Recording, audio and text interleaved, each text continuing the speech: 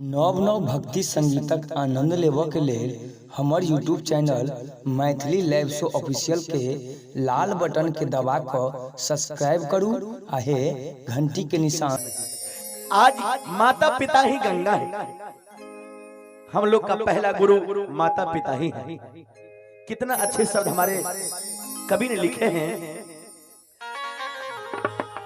हट गंगा नहैला से हर पुण्य नहीं होई।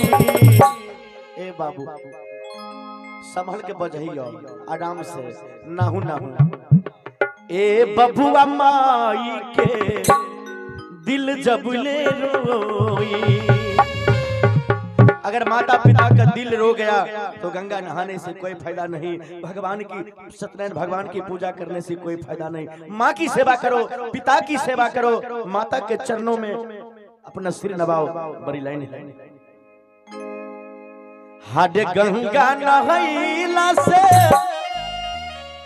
हर पुण्य नहीं होई। ए बबुआ माई के दिल जबले रोई। ए बबुआ माई के दिल जबले रोई। गंगा नहैला से पुण्य नहीं होई। गंगा नहैला से पुण्य नहीं होई। ए बबुआ माई के दिल जबले रोई। ए बबुआ माई के दिल जबले रोई।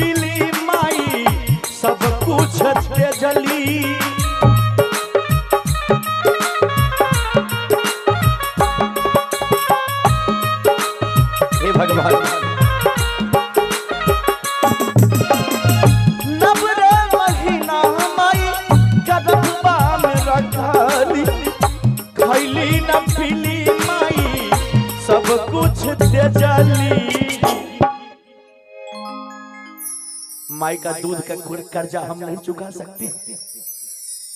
माँ की दूध की कर्ज नहीं चुका सकते हैं। माँ की दूध का कीमत देने वाले। जब हमारी माँ को गर्भ में संतान गर्भ में रहता है तो हर समय माता हदो हदास में रहती है। जे हे भगवान हमारे संतान का कूस का कलिप न लगे। हर नबरे महीना माई गर्भवा मेरा खली। खैली न पीली माई हर सब कुछ त्यजली। नेकी इंसान बबुआ सब दिल धोही। नेकी इंसान बबुआ सब दिल धोही। ए बबुआ माई के दिल जबले रोई। ए बबुआ माई के दिल जबले रोई।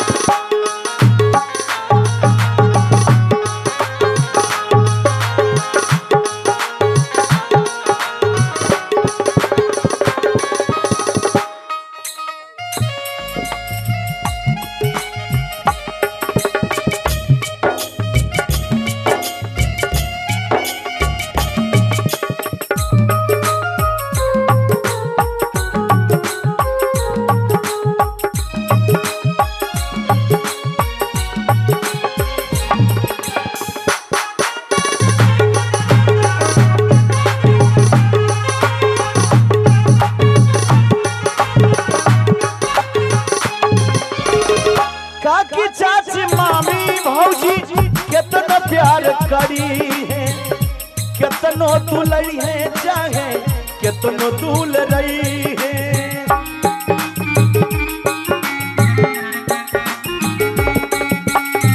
काकी चाची मामी भौजी कितनो प्यार करी है, कितनो खियाई है चाहे कितनो दूल रही है।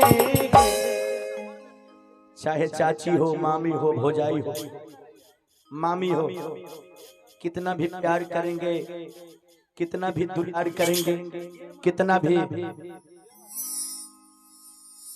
लेकिन जो माँ की, अब आइए आइए, 3 भाई, एक 4 भाई, अपा चमा कहा जाते बाजार में, अच्छा कोनो काम से गलखिन।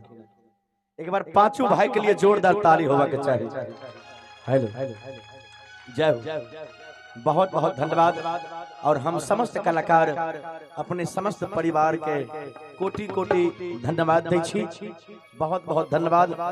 लेकिन सम्मति बना के राखब वहाँ सब, प्रेम भाव बना के राखब वहाँ सब। देखियो कलाकार चाहे छोटा हो या बड़ा हो,